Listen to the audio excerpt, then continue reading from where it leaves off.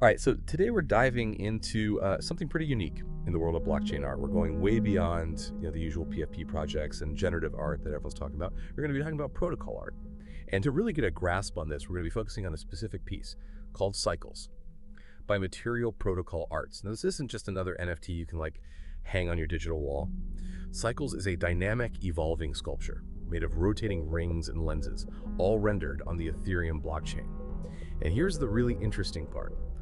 You as a collector can actually influence how it changes over time. We're talking about an artwork that is designed to last for centuries, potentially outliving us all. So to help us unpack all of this, we have our expert on blockchain art and its connection to art history. I'm really curious, where does Cycles fit in the grand scheme of art history? Especially when we think about computer-generated art. Well, what's fascinating about Cycles is how it breaks away from the traditional concept of a finished artwork. For decades, computer art, even when it was groundbreaking, was really about producing a static output, an image, a video, a recording. Cycles completely flips that notion on its head. It's not about a final product, it's about the system itself. It's about the ongoing process existing as art. So imagine a sculpture that never truly ends. It's constantly evolving on the blockchain. Wow. That is a pretty radical departure from how we usually think about art. Yeah. So how does this concept of a constantly changing blockchain-based artwork relate to this idea of hypersculptures? I've been hearing that term thrown around. Right. Well, hypersculpture is a term coined to describe a new category of art that exists and evolves on the blockchain, fully embracing the network's capabilities. And to understand where Cycles fits in, we need to look at this concept of network awareness in art. Okay, let's break that down. I know there are different levels of network awareness, right? Exactly. The hypersculptures essay describes 4 distinct levels. Level 1 is essentially off-chain media, like an image hosted on IPFS, but linked to the blockchain for ownership. Think of it as having a digital photo stored online, but with a blockchain certificate of authenticity. Oh, okay. So level 2 is when the media is actually brought onto the blockchain itself, like on-chain SVGs, Yeah. or even a simple JavaScript program stored and executed on-chain. Precisely. Then we move to level 3, where the art isn't just stored on the blockchain, it's generated dynamically by code running on the blockchain. The artwork is created in real time by the network itself. Okay, so is Cycles a level 3 then? Is it being generated in real time on Ethereum? Cycles goes even further. It's considered a level 4 hypersculpture. This means it's not only computed on-chain, but also intrinsically linked to the network, responding to user interactions, and evolving based on those inputs. It's almost like a living organism, existing and changing in response to its environment. That's pretty mind-blowing. Are there any other examples of hypersculptures that are also level 4? Another great example is Terraforms by Math Castles. Similar to Cycles, Terraforms is a system that lives on the blockchain and evolves based on collector interactions. But while both are groundbreaking, Cycles distinguishes itself with its unique visual language and focus on cyclical systems. This idea of user interaction really intrigues me. It feels like it blurs the lines between artist and collector. Absolutely. Cycles operates on similar principles to hyperstructures like Uniswap, continuously running, open for anyone to participate in. And that's where you as a collector come in. By freezing a lens within Cycles, you're not just altering its visual appearance, you're influencing the entire system's evolution, making it truly unpredictable and unique. So it's like a collaborative artwork, Yeah. where collectors become co-creators, shaping the sculpture's future, alongside the original artist. That's a great way to put it. And this collaborative aspect is something that really sets protocol art apart from traditional art forms. It's no longer just about owning a static object, it's about participating in an ongoing creative process. This whole concept is fascinating. But let's talk aesthetics for a moment. Though sources describe Cycles as this 3D sculpture with rotating rings and lenses, what's the visual experience actually like? What will I see when I look at this piece? Imagine peering into these constantly shifting lenses, each one revealing a complex system in motion. These intricate patterns evolve over time, almost like observing the patterns of weather or the movements of celestial bodies. There's a certain beauty in observing these cycles unfold, a sense of pleasure in understanding the underlying systems. It sounds like it evokes a similar feeling to looking at kinetosculpture or watching a complex dance performance. There's a beauty in the movement and the interplay of elements over time. Exactly. And with Cycles, that experience is amplified by the knowledge that it's not just a pre-programmed animation. It's a living, breathing system, responding to user interactions and evolving in unpredictable ways. That unpredictability is what really sets it apart. It's like you're looking into a microcosm of a constantly evolving universe. And then you have the collectors coming in, freezing these lenses, and adding another layer of complexity to the whole system. I'm curious to know more about how this piece fits into the broader art historical narrative. That's where it gets really interesting. Cycles and protocol art in general challenges our traditional understanding of our history. It forces us to reconsider concepts like authorship, permanence, and the role of the viewer. You mentioned the World Computer Sculpture Garden earlier. Can you tell us more about that exhibition and why it was significant in the context of protocol art? The World Computer Sculpture Garden was a groundbreaking exhibition. Because it was the first purely on-chain art show, it presented a curated selection of protocol art pieces in a way that emphasized the conceptual framework of the movement. So how did it differ from a traditional art exhibition? What were the key elements that made it unique? Well, for starters, there were no physical artworks to display.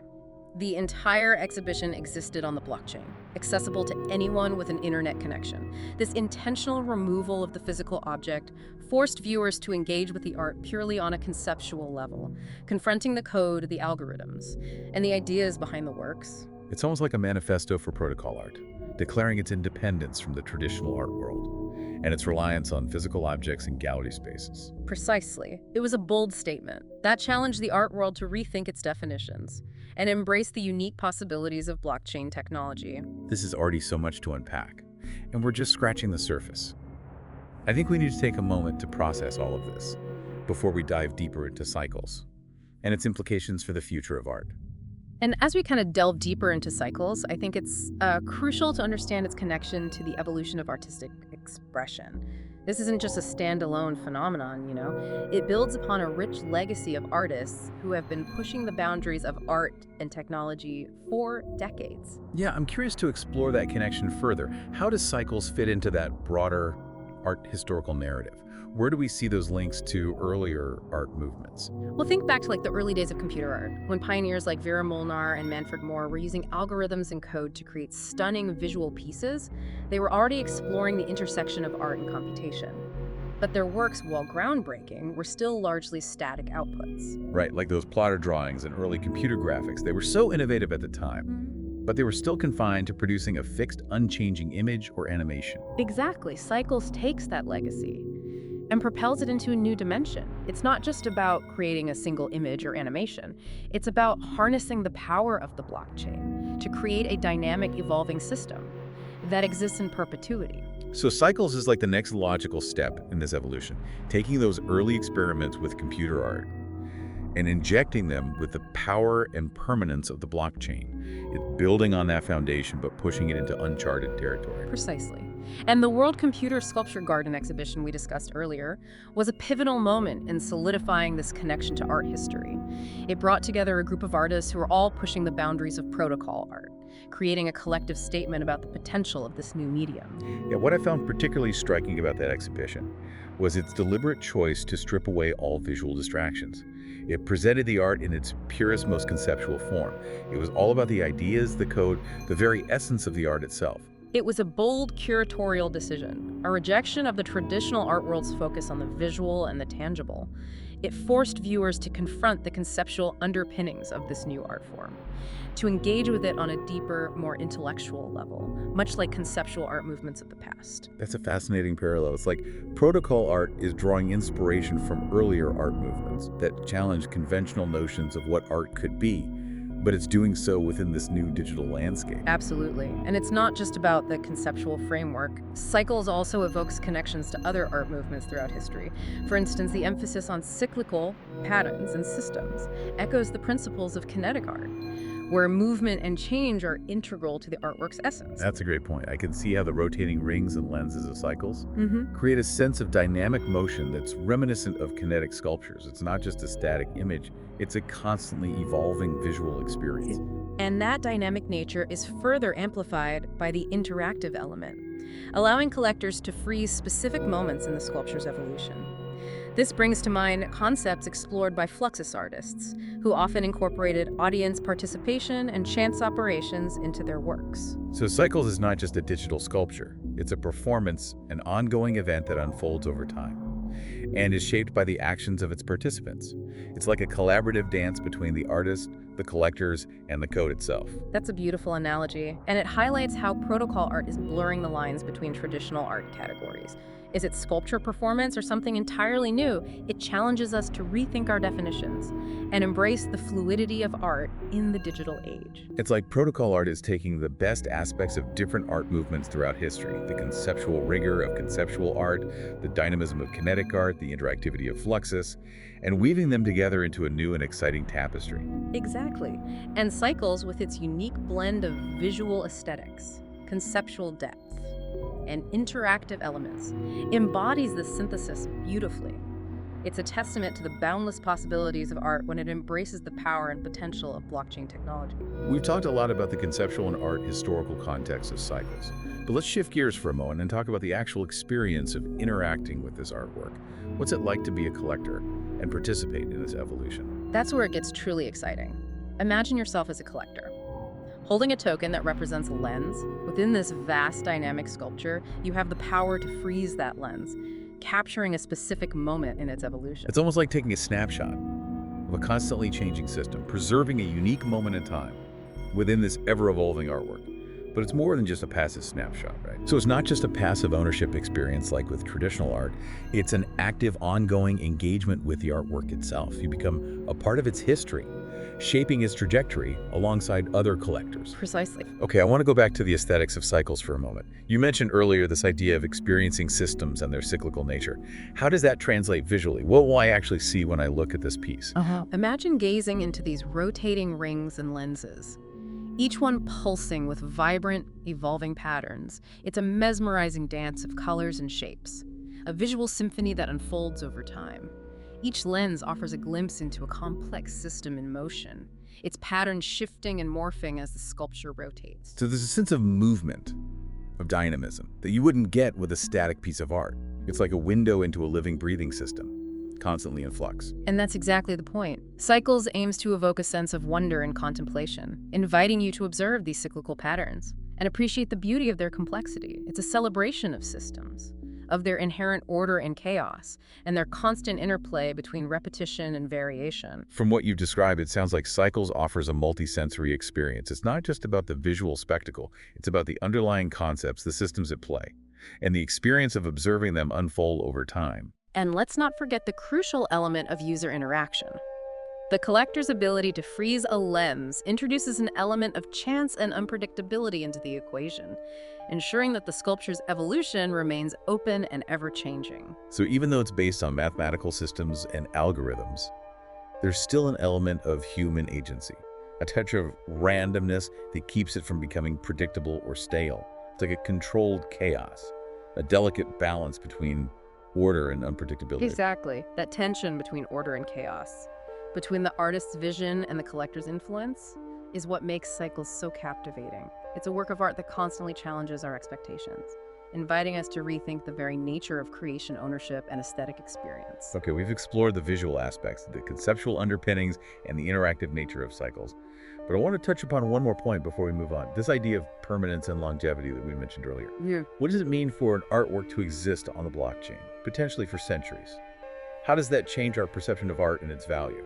That's a truly profound question. We're so accustomed to thinking of art in the context of its physical limitations, its susceptibility to decay, damage, or even loss.